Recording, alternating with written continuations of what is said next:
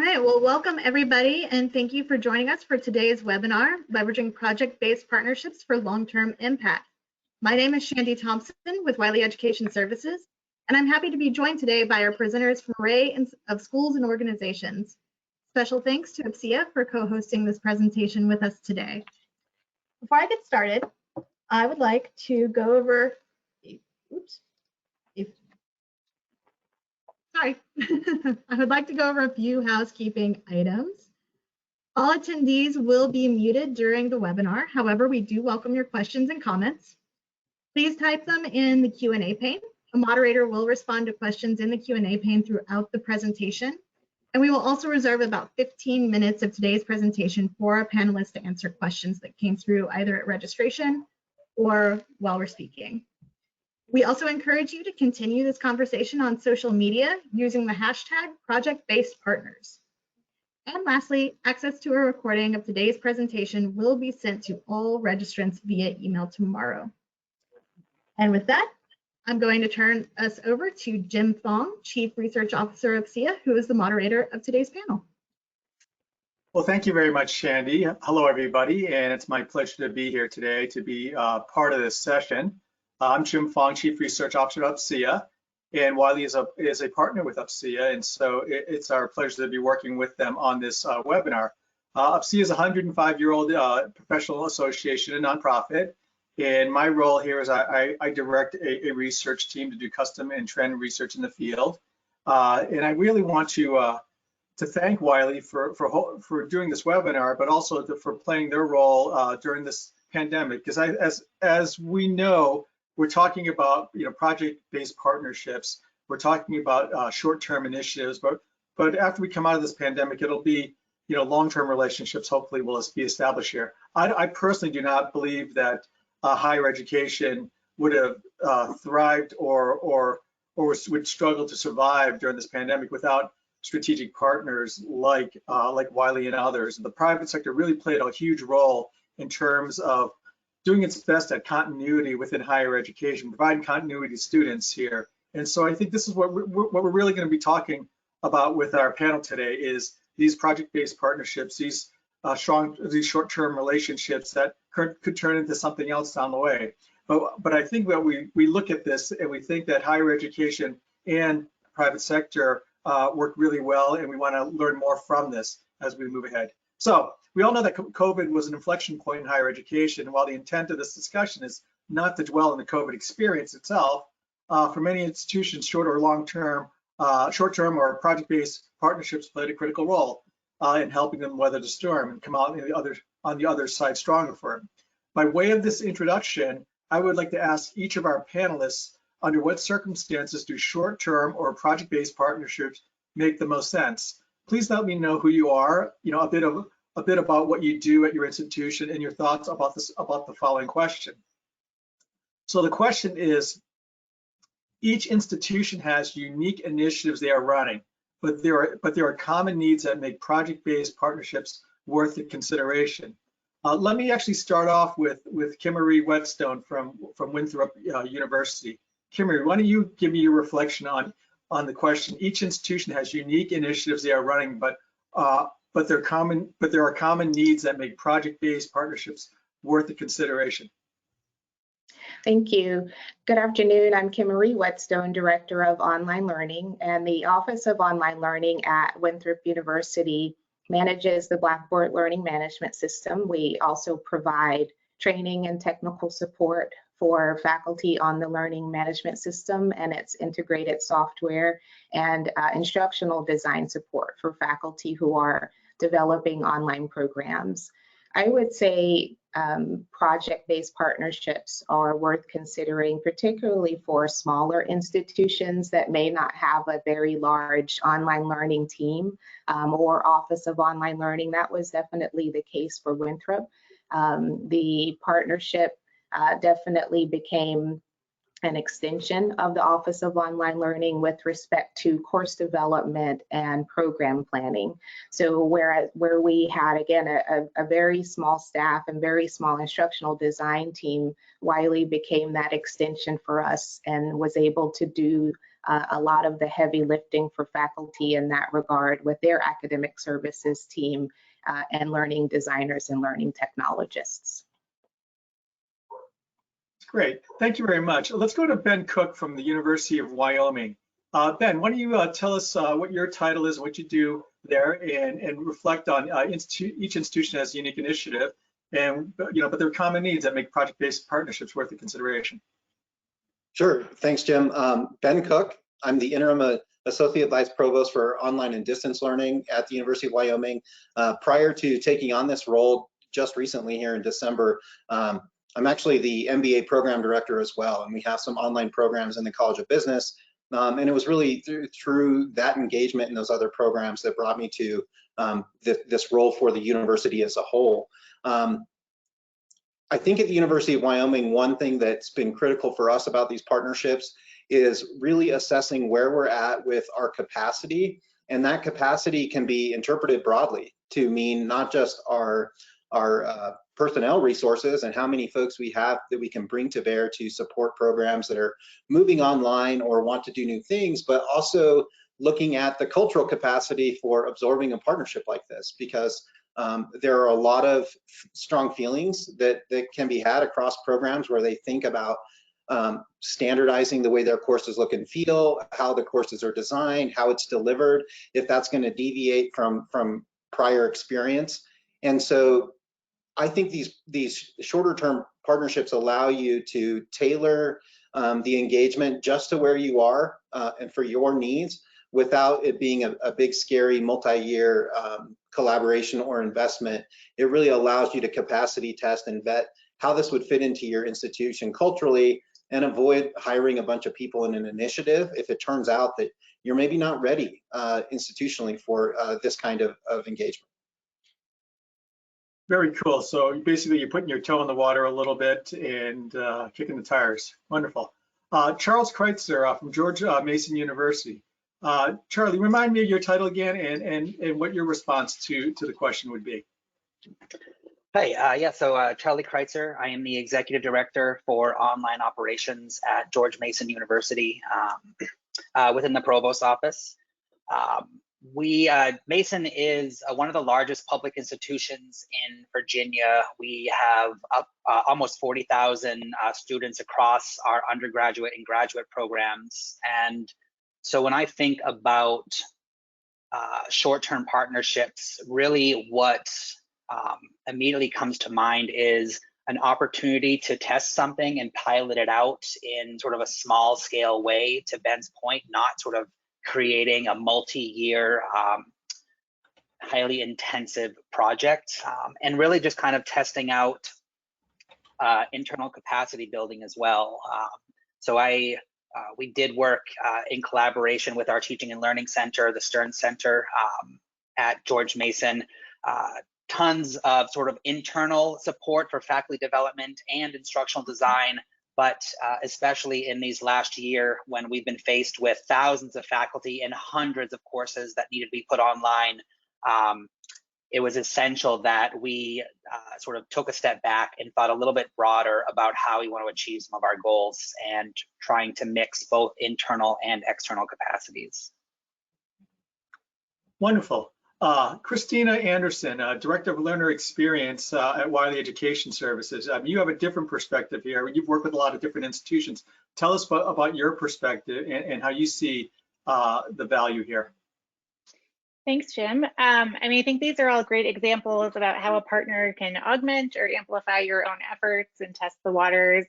I think zooming out, what we've seen across the board are just some common needs to bring in external partner that center around maybe time, internal resources, and expertise. So a partner is really great at kind of tapping into their deep experience and quickly hitting the ground running with aggressive timelines, maybe that the internal personnel might be too constrained to do, or the partner might bring a skill set that you don't have on campus already. So I think if any of those three areas are really in demand, then a project-based partnership might be worth considering. Cool.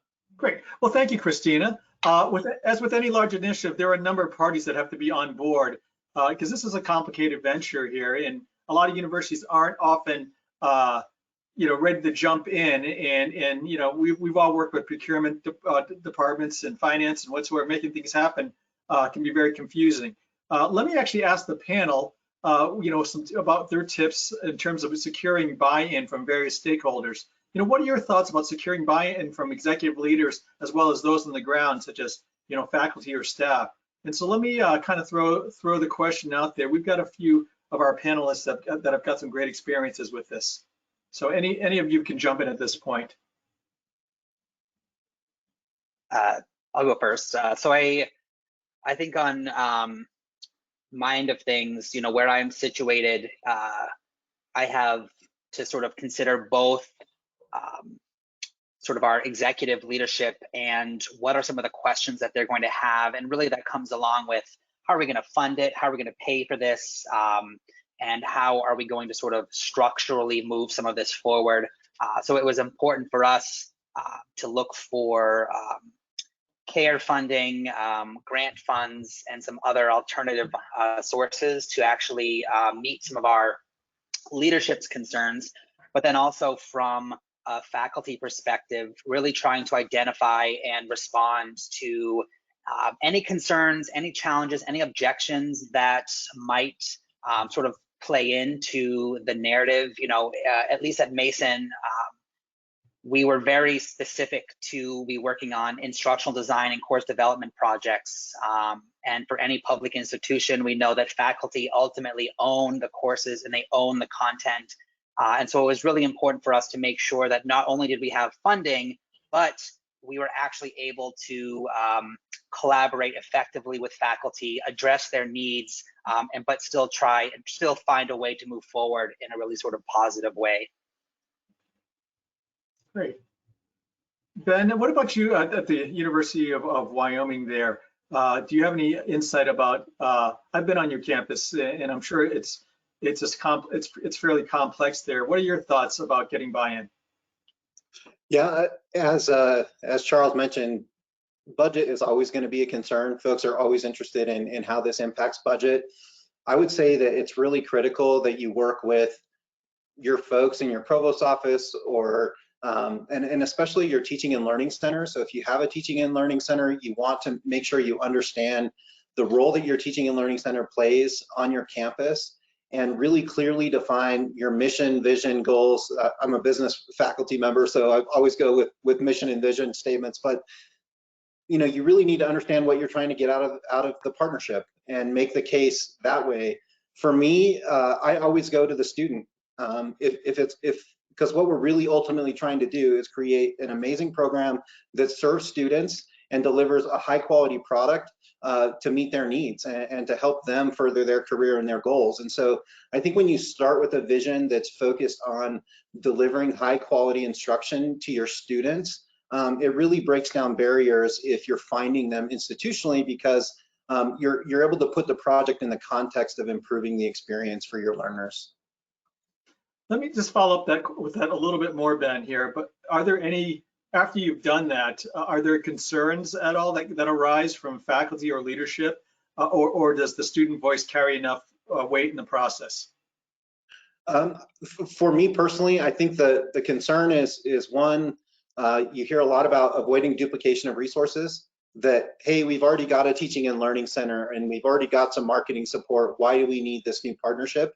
And so I think you have to anticipate questions that might arise around duplication of resources. And then on the faculty side, at least at the University of Wyoming, historically, we haven't had, there's no mandate that you work with an instructional designer to develop your online course. And so, you're teaching online, you go develop your course, and you have a lot of academic freedom in that framework. And so there's a lot of questions that often come up about, is this going to be too rigid? Is this going to over standardize it? I'm not going to be able to personalize this course if we develop it in a partnership, or they're going to take control. I think you have to work through and anticipate some of those questions, which is why it's really important to clearly define what the objectives of the project are and get your faculty on board in the program if you're working with an individual program, so that they're all part of that conversation at the very beginning of the initiative. Cool. Well, before I actually have Christina reflect on this, Charlie, I know that Mason has always has actually had a very open kind of relationship working with private partners there, corporate partners there. Did you run into any resistance or any concerns that you know that Ben kind of reflected on, or were yours different? You know, I think the biggest concerns, especially from a public institution's perspective, when you're thinking about like public-private partnerships, is really what is the impact to the faculty, and are we able to create these kind of partnerships and structures that still you know, help the university meet their broader goals, but give the faculty that sense of ownership still within their course, the academic freedom, being really transparent and open to conversations about issues surrounding intellectual property, or any of the other similar kind of issues that bubble up as we talk about more intentional partnerships sort of in the public-private space. Cool. Christina, you have some experience regarding that, don't you? What are your reflections on that? Yeah, I think just a lot of what Ben and Charlie said rings true as well. You know, on the faculty side, particularly in addition to concerns about academic freedom and IP, you know, there's always, particularly with COVID, a sense that it's going to be too much work, right? They're already doing so much work, and working with an instructional designer is just something else that the university is telling me to do. But really, you know, we're here to lessen their burden and to help them have a great experience teaching online. So we can bring it back to that student experience and back to, I'm here to help you, you know, not just move your course from on ground to online, but really to understand what's the online experience like, and how can I make you feel really confident going into that online environment, that you'll be effective and you'll have a great experience and your students will have a great experience too. That's great, thank you. You know, we've discussed the why and how of getting a short-term partnership like this off the ground, and I appreciate all your comments there regarding, you know, how'd you get it working at your university. Getting these short-term partnerships off the ground, especially during the pandemic, where everybody's kind of scrambling around. What are some of the tangible ways that you leverage this model? And let me kind of open it up. Let me actually ask Kimmery to kind of reflect on what her experiences were at Winthrop regarding getting short-term partnerships off the ground. And maybe you can even frame it up in the way like, you know, you've done a lot of partnerships in the past, or this was new to your institution there. Sure, this was new to our institution, and one example that I will share with all of you is that Wiley worked with our online MSW program to add a couple of embedded measures to courses in that online program, and it used Qualtrics, and it obtained feedback from students on certain assignments within modules within the course, and that feedback was used to inform the course revision process for the program, and also assisted us with our continuous improvement efforts. So were you able to find any great ahas in terms of your course development or your course rollout as a result of this? Definitely, the feedback that was provided not only assisted with just tightening up instructions for the assignments, but also just provided an opportunity to just make a stronger course moving forward. Great. Charlie or Ben, do you have any experiences on this regarding tangible ways you've leveraged the short-term partnership, or you've kind of got it to work in a very tangible programmatic fashion there? Yeah, so I think the thing that comes immediately to mind, especially in a short-term way, is the summer project that we did in the summer 2020, in an opportunity to sort of get us ready for the fall, which we knew was going to hit, and it was going to be 100% online. Well, actually at Mason, we were about like 90% online, a few face-to-face sections still. But what I think was, I guess, really sort of important and tangible there is trying to sort of think about the structure necessary to be successful in a sort of project space. And so for us, that was trying to start this off with pretty clear goals. You know, we knew that we had upwards of 150 courses that needed to be put online in a fairly short term, but there were hundreds more. So how do we think about prioritizing? You know, looking at highly enrolled courses, courses with large section counts, large lectures, where we knew there was just not going to be campus opportunities for face-to-face experiences. And so we tried to not only prioritize by sort of large classes to make sure that we hit that breadth of students and they were in sort of robust online experiences, but then also identifying those programs and faculty and departments that are thinking about a long-term strategy, and how do we also start working with them at this time to, I think as I said earlier, like build capacity, learn through this process, and really kind of come out on the other end with a very different understanding. You know, one of the things that I thought was interesting through our project was there were definitely some things that we learned along the way, and some of them are super in the weeds. You know, we found out that our HR and payroll department doesn't even have the human capacity to process, you know, 300 faculty stipends in a weekend. So, you know, what is our internal capacity, and how does that even then translate to what we need to think about in a long-term way? But what was even great for me was to come back at the end of this. We did some surveys on faculty about what their experience was. And I think overwhelmingly, 80% of the faculty really did have a positive experience through, you know, what was obviously a rushed development process. But we got a lot of feedback that, you know, they were happy to have sort of a third party impartial person giving them information about their course, trying to teach them and work through new learning models. And a lot of faculty really did appreciate the structure of the project, because we all knew that it was something that needed to get done, and it needed to get done in a fairly short time. That's very cool, because sometimes working with a third party, there's a little bit of mystery. And so, you know, if you have faculty that are developing courses in a rapid fashion here, there's going to be a lot of things that, you know, they're going to try to fight their way through and whatsoever. But sometimes having that third party really kind of helps that out. Christina, you kind of work, you know, bridging a lot of the parties together. What's your reflection on that?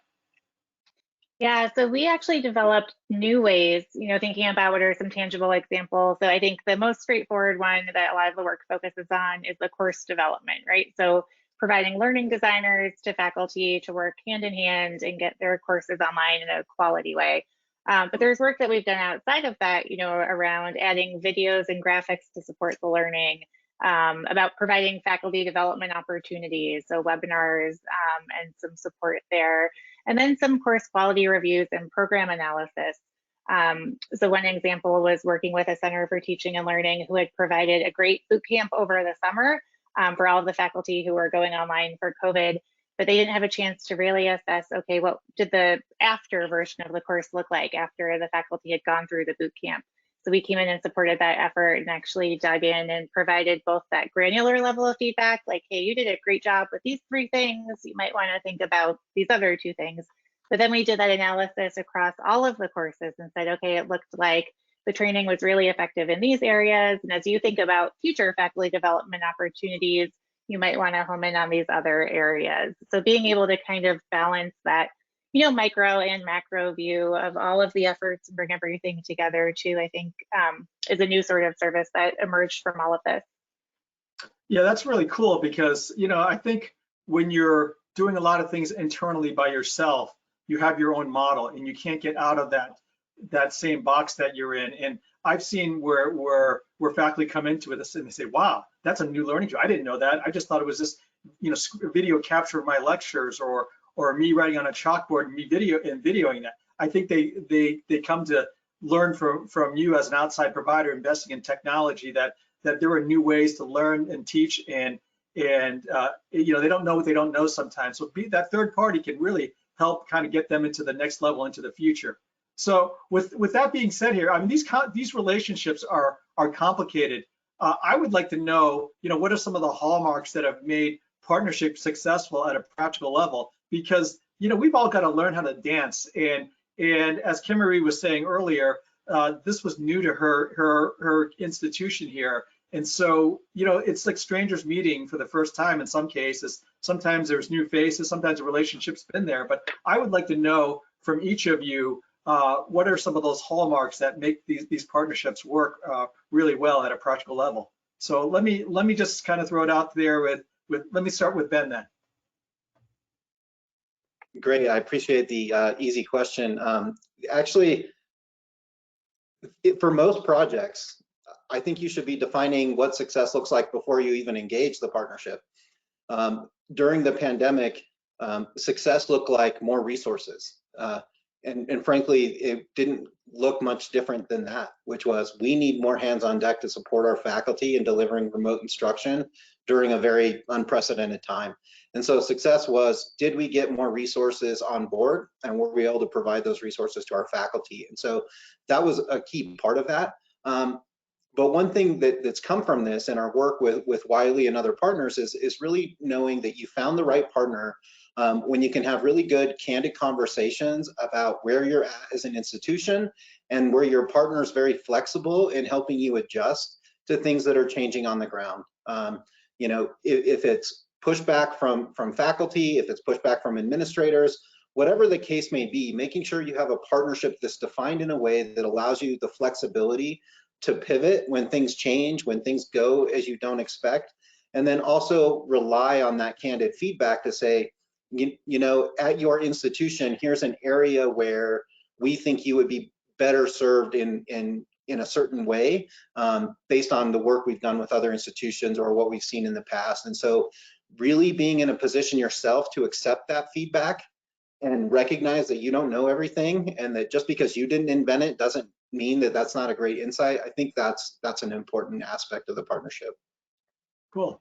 Charlie, what's going on with Mason in terms of how do they see as a benchmark or in terms of success here? What do you think are those hallmarks that you would call a successful element between the institution and the partner?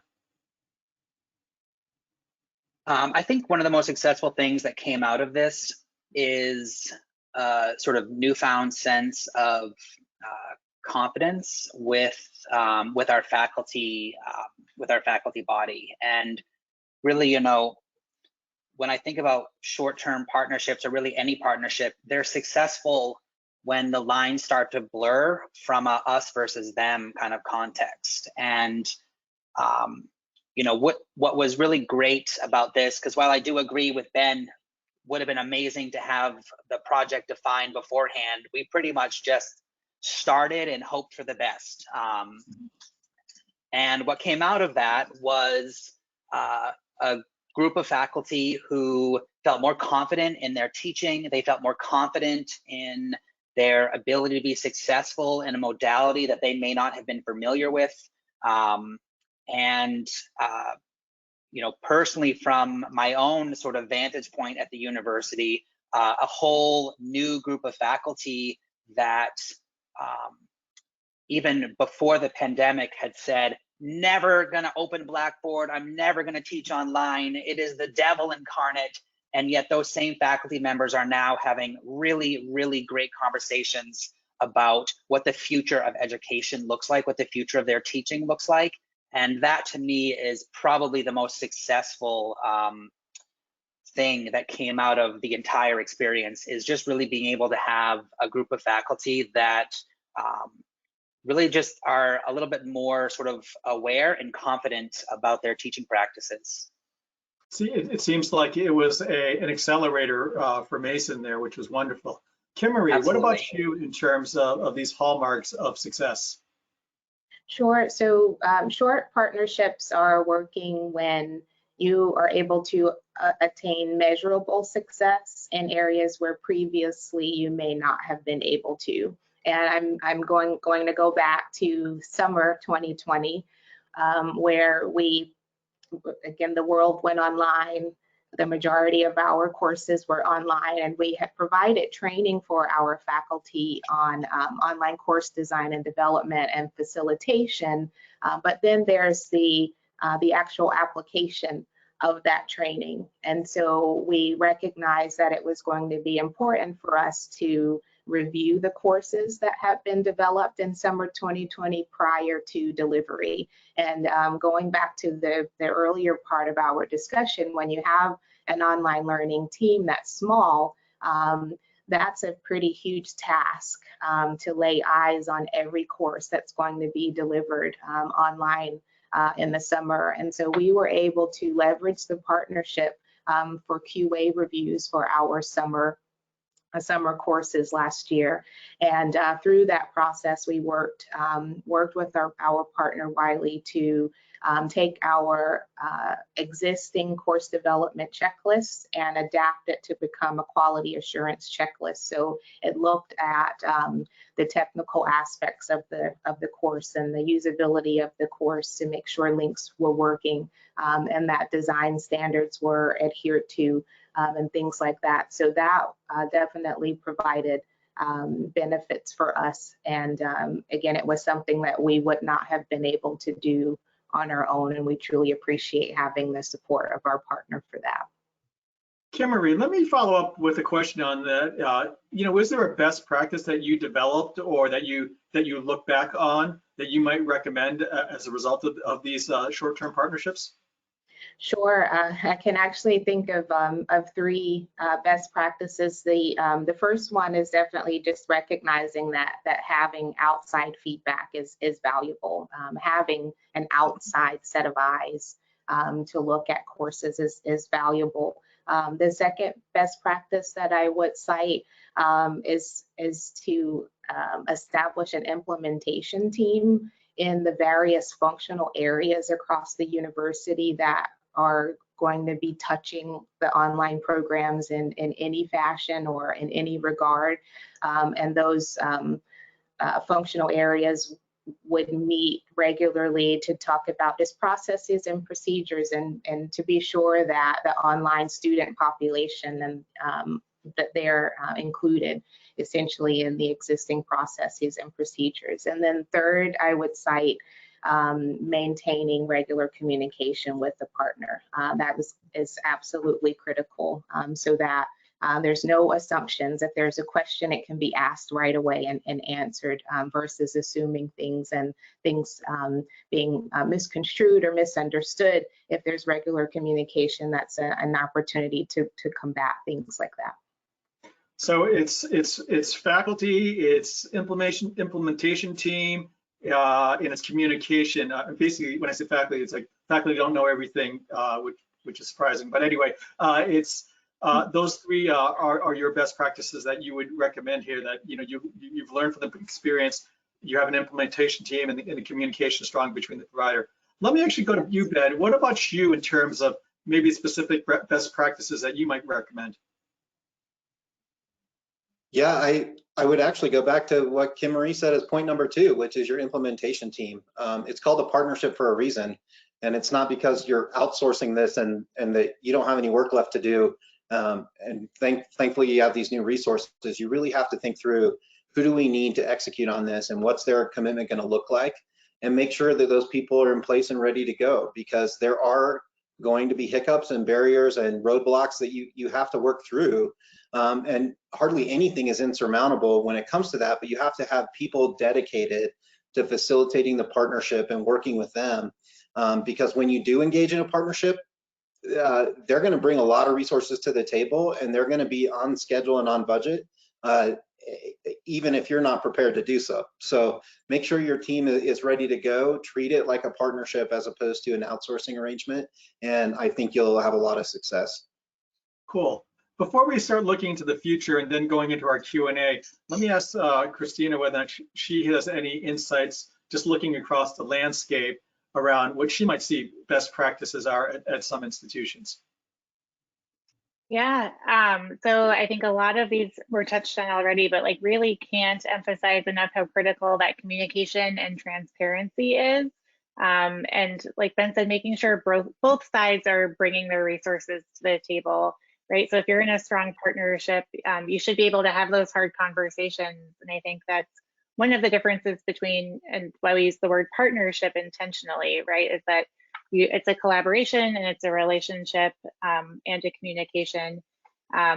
Speaking about the best practices specifically in a lot of these short-term projects, you know, there are pieces of infrastructure that we can bring as well, right? So like dashboards, you know, to Charlie's example, when you're managing 300 faculty developers and courses, how can you quickly get insight into the status and the issues and focus your attention on campus to the places where you need it? So I think having that infrastructure in place isn't as exciting a topic as far as best practices, but really helps things go smoothly. Yeah, that's wonderful. I'm just trying to make the connection now in terms of the future and having these best practices carried forward, because there's a number of really good things, and it sounds like, you know, communication, relationship, and all these, and being willing to open up and listen to each other is wonderful. Before we go to Q&A, you know, I want to kind of ask the panelists just one question about the future, and what kind of long-term effects or value do you feel these shorter-term partnerships have brought to your institutions as we move past the COVID experience? Some of you have talked about some of these new learnings or these new things that you do, but what do you see as long-term effects that might impact what you're doing today, that might carry in the future and carry into future, you know, relationships? Now maybe you're going to go from a short-term to a long-term relationships, or you're going to renew and do this again. What kind of things kind of got instilled on your campuses that could have a long-term impact? Let me just kind of throw it out to anybody now. I think it is, from my perspective, it's almost like the continuation of a grassroots effort. And how does that then sort of set you up for long-term success? Many of us are, you know, from very large or from large institutions, lots of faculty, lots of diverse perspectives. It was very helpful to have sort of like a small captured set of faculty who were engaged, who were sort of ready to kind of put in the work. And, you know, it is work. There was nothing easy about doing it, but, you know, we have a group that sort of stepped up and did it, and it was great. But what is not only good about having a faculty member and a course come out of this is you have the rest of the community sort of sitting around the edges watching what's happening. And it's one thing for us to communicate and be transparent, but as we always say, actions speak louder than words. And when we were able to sort of have a successful project, a successful partnership, the sort of whole community starts to change their mindset a little bit. And I think that is really the important thing about sort of looking forward, is how do universities bring in additional perspectives, but really most importantly, how do we learn from those perspectives and integrate them into our future opportunities? Cool. Yeah, success can really build upon success, it sounds like. Kimmery, what about at your institution? What are these some of those long-term effects that you think might have happened at your institution? For Winthrop, the long-term effects of the partnership, I would definitely say is a standard and expectation for quality has been set through the partnership that is applicable to all programs at the institution. So at every level at the institution, undergraduate, graduate, whether it be certificate programs or non-degree programs, there is definitely a standard and an expectation for quality that has been set that truly transcends just the courses that are a part of the partnership. So it's no longer the Wild West anymore. Right. Ben, what about you? Is once your short-term kind of partnerships end here, is everything just going to go back to the way it was, or did anything happen that's more long-term at Wyoming? I think some of that is hard to measure, but I would echo what Kim Marie said, is that there's a change in quality perception, I believe, and there's a cultural shift that happens when folks engage with learning designers and really think through their course differently than they have in the past. And even though we have a great teaching and learning center on our campus, there's no mandate that faculty work with them to develop their course. And I think what's happened in this environment is people have realized the value of going to their local instructional designer, whether that's in your teaching and learning center or someone with a partnership, and taking seriously what backward design is, taking seriously what universal design principles mean, making sure that you're developing accessible courses from an ADA compliance perspective, and you're really meeting your learners' needs. And I think once you do that, you change the culture a little bit, the teaching culture of your institution with respect to online, and people view it differently. And for us, Wiley's been a critical partner in helping educate even individual departments or units about what an online program can look like with respect to the scheduling of courses, how students actually work through the curriculum, not just limited to individual courses themselves. And so there's a lot of things that you can glean from a partnership that allow you to pivot in new directions that maybe you've had resistance to in the past. And I think that the bar is going up for what it means to deliver high quality online instruction. And that's a market reality that all of us have to be prepared to tackle. Because if you think that you can just throw something online and get students, I don't think that's going to be the case. I truly believe you have to focus on quality, and that's going to drive your results. Okay, great. Well, thank you. Now we're going to go into the Q&A section for the next 13 or 14 minutes here. And so if you haven't typed in a question to ask of our panelists, please do so. And we'll look for these questions here. So I'm actually looking for them. Shandy, I don't know if you've got anything that's coming up, or whether or not our folks in the back room there have found any questions for us. We have a few questions that were sent to us pre-conference, but what's out there? Let's give our audience a few minutes to think about their questions, and let's begin with some that came through with registration. Great. So the ones that came in with registration here is, let me actually ask the one about scaling online offerings quickly here. How do you think about equity and access in terms of scaling online offerings quickly? Do any of our panelists have any response to that? Any impact in terms of that? Because I know that we were moving fast as a higher education community. Any thoughts there?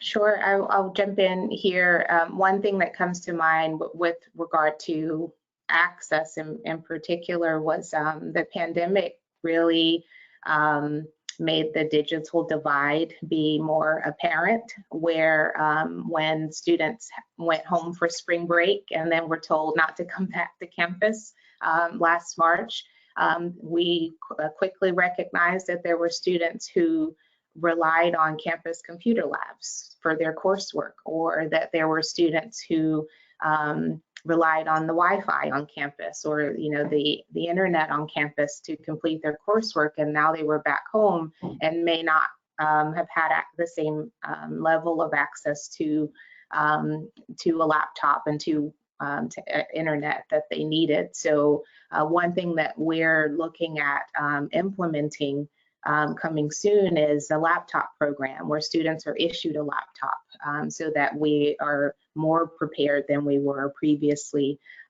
for, if students need to be able to work from home suddenly, they weren't planning to, but now they need to, that they have a laptop available to them, and then also mobile hotspots as well. But we also recognize that that doesn't solve, the complete problem by any means, because in certain areas, internet is just not readily available, even if you do have a mobile hotspot. So, but definitely, I would say with regard to access, we're looking at implementing a laptop program at the institution. That's wonderful. At Mason or Wyoming, are you doing anything as well to address equity and access? Virginia does have some fairly rural pockets, and one of the I think important outcomes that came out of working with an instructional designer was having the opportunity for faculty to think differently about lecturing and some of the content that they have. So, you know, had students with poor broadband. Some of them honestly are still using like dial-up internet, and it is not humanly possible to download a 1.5 hour lecture video and watch that in an asynchronous way. And one of the ways that we tried to increase some of the equity and access was even just to think about some of the structural components within our course. Like, how do we shift to shorter videos, not only because they are more engaging, but also because students can just access them easier. You know, it's much easier to just drive to the sort of parking lot, get Wi-Fi on, you know, public routers, and, you know, quickly download a few videos and being able to watch them, rather than, you know, trying to sit through a synchronous course, or trying, again, as I said, to download humongous files. And then obviously, of course, being able to transition online gave us some additional opportunities with our accessibility practices, especially using things like Blackboard Ally within our LMS. Cool. Ben, anything happening there in Wyoming? I would pick up right where Charlie left off and talk about accessibility.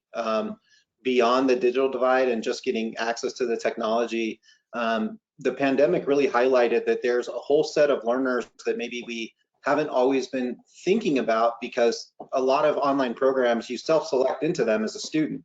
You're choosing to learn online, you're prepared to learn online, but on the accessibility side, if you haven't thought about presenting, making sure you have closed captioning in your lectures, if you haven't thought about the way your fonts and colors appear in your course design, you end up with the wild west of solutions out there, people doing things very differently, and that may not actually meet learner needs. And so one thing we've actually done with our partnership with Wiley is ask them to help us kind of take a random sample of courses that are typically offered online and review them for accessibility issues, so that we can figure out what are we doing right and what are we doing wrong, and then loop that back into the way we train people to develop these courses, and also be anticipating needs of these types of learners, whether it be an online proctoring solution and you forgot to enable screen readers for somebody that may be dyslexic. And so I think you have to be prepared and anticipate the challenges that come from online learning.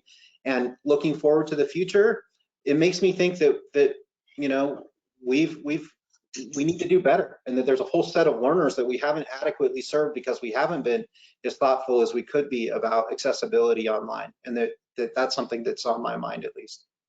Very cool. Thank you.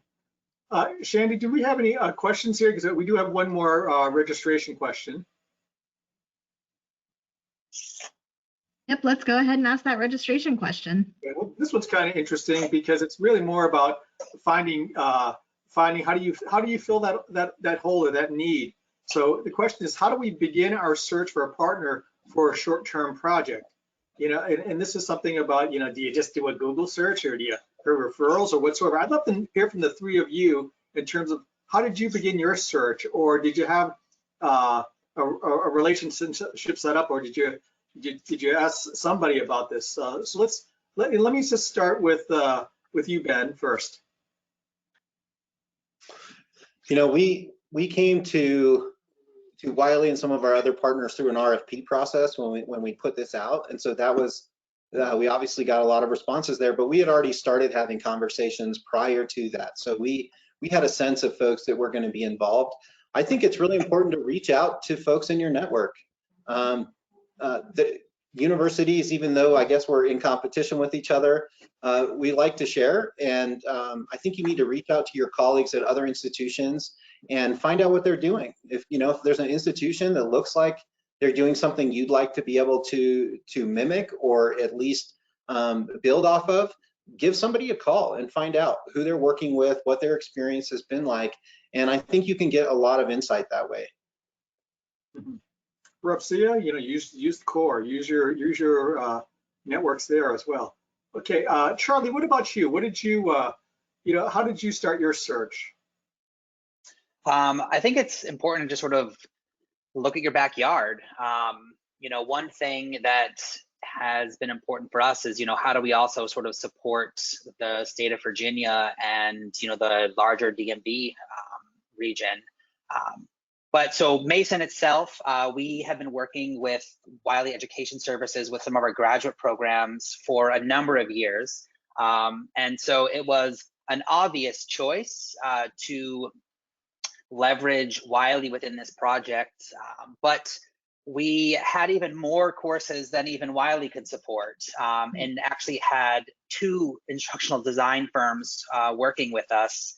The second one came from a conversation with our sort of continuing professional ed unit. They had an instructional design firm that they had used a few times to develop some of their certificate programs and micro-credentials.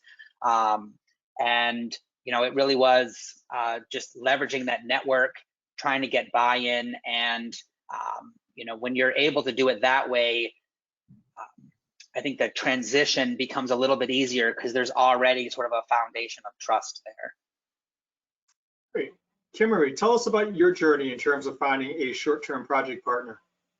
Sure. Our experience at Winthrop was very similar to what Ben described in terms of we had went through an RFP process. I did participate as a member of the RFP committee during that time period. And so that was essentially how we came to know Wiley. And also, as Ben referenced, we checked references too. So we were able to speak to other institutions who may have already been partnering with Wiley or were considering it, and that was also helpful in our decision making. Great. So if we get any more questions here, and please feel free to type in questions for our panelists here. I'm going to start throwing out a question shortly to start wrapping things up. Shandy, I guess, are we okay with things, or did we get any new questions in? We do have a question. Oh, this wonderful. one is for Kimmery and Christina. Once you had the assessment embedded in the course, how was the feedback acted upon to improve courses? Sure. So with the online MSW program, I mentioned that Qualtrics was used. So there was essentially a team from Wiley that had access to the Qualtrics results. And again, those results were utilized through a formal, or the formal, I will say, course revision process for the program. And that is actually something that is currently underway for the online MSW program. So that was definitely one aspect there in terms of how those results would be used. And then the second part was continuous improvement efforts. So on an annual basis, our programs engage in completing continuous improvement reports. So there's a plan that's written, and then there's a report that's written. And so the results were also very applicable to reflection and process improvement for those formal or an annual continuous improvement reports. Christina, what's your experiences there with integrating feedback into the process? This is an area I feel strongly about. Excuse me, and actually pushed this. So I think, and Ben touched on this earlier about the student experience, but that's our shared goal, right? Is making a high quality experience for students. And if you don't hear directly from students, it makes it that much harder. So we found that implementing these kind of, low friction, 1 or 2 questions just in time, we got a lot better responses than an end of term survey where a student might have to go back through the last 8 weeks and think, oh, what did I do in week 2? Was that helping my learning? Was it effective? So we've found a lot of power in just getting that quick feedback and then using it as one data point, right? So it's also a conversation with the instructor about what went well for you, where did students struggle as we think about continuous improvement and course revisions. It's definitely a great input.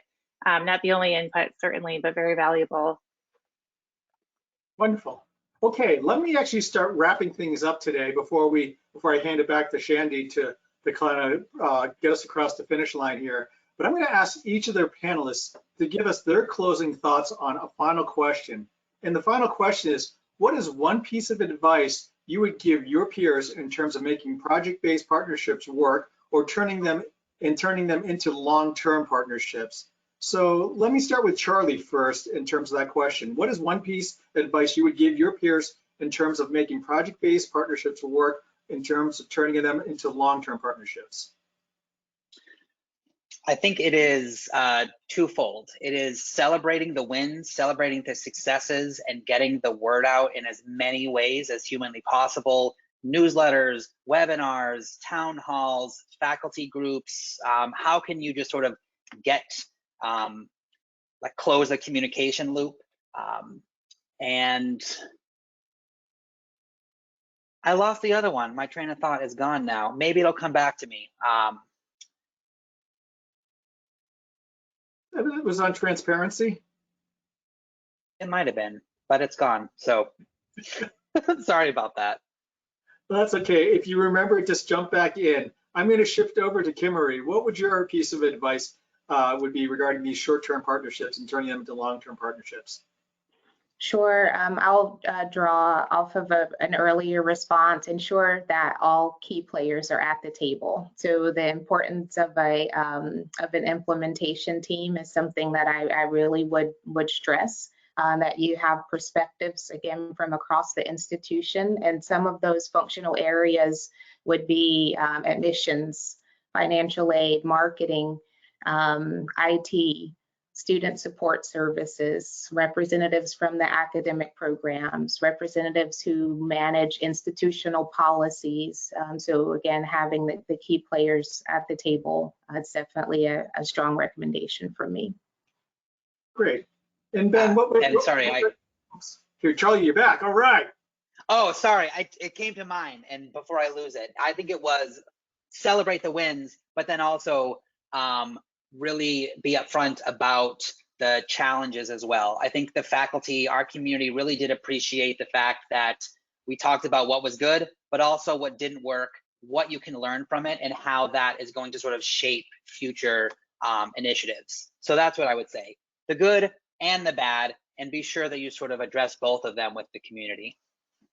That's great. Managing expectations is always a big piece there. And so I appreciate that. It was definitely well worth the wait. Ben, what about your recommendations there? Well, and I'll tie this into, I think Charlie did a great job talking about the importance of really highlighting what you've done well, so that you can advertise that and let people know and get that additional buy-in. He actually texted me a different question, which was, how can you make change when you're not in a position of authority? If this is something you're interested in, but you're sitting here going, well, that works for you because you're sitting in the provost office, but I don't have that luxury. I think there's a lot of wins that can be had in your sphere of influence. And for the one long-term partnership we currently have, it's because we built it inside of our college. We established the vision, we established where we were going to get the budget, we had the buy-in, our faculty were on board. And so I think you have to start with where you know you have champions to make an impact.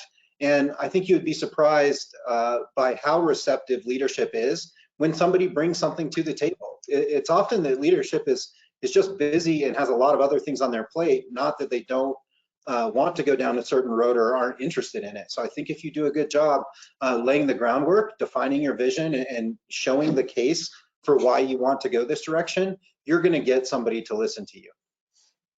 That's great. Thank you very much, Ben. And Christina, based on your perspective and working with a lot of institutions, what do you think your advice would be? Yeah, so we found that a lot of our longer term partnerships have evolved just through talking through some challenges that might feel like out of scope of the current project. And so I guess the piece of advice there is don't shy away from mentioning another challenge you're having or something that you're thinking through, just because it doesn't feel like it's part of this project. Even if it's tangential, it could lead to a great opportunity for both sides. Wonderful. Well, thank you. Thank you. I want to thank the panelists here just for this great insight about making things work, because I think partnership is so important. I just wish I would have had some of this advice 10, 15 years ago when I was at Penn State working through a number of cool things I saw the corporate community was doing, and couldn't really find that way to kind of latch onto those neat things here. So Shandy, I'd like to kind of pass the ball back to you to kind of wrap things up for us. But again, thank you very much, our panelists, for your great experiences here. Yes, I echo that. Thank you all for joining us today. To our panelists, thank you to UBSEA for co-hosting with us, and thank you to all of our attendees for joining in the conversation today. As a reminder, you can keep that conversation going using hashtag project-based partners. A couple of other end of session housekeeping items. All attendees will receive an email tomorrow with access to the recording. Also, today's attendees have the opportunity to receive a complimentary access to Wiley Education Services self-assessment that will allow you to evaluate where your institution is excelling or has opportunity to improve in their learning experiences. If you would like to take advantage of that offer or ask us any other questions, please reach out to us at edservices@wiley.com. And last thing, we do have a wealth of free resources available on our website, webinars, infographics, reports. Please check those out at edservices.wiley.com/resources. And with that, please have a good rest of your day. Bye. Bye all, thank you. Bye, thank you.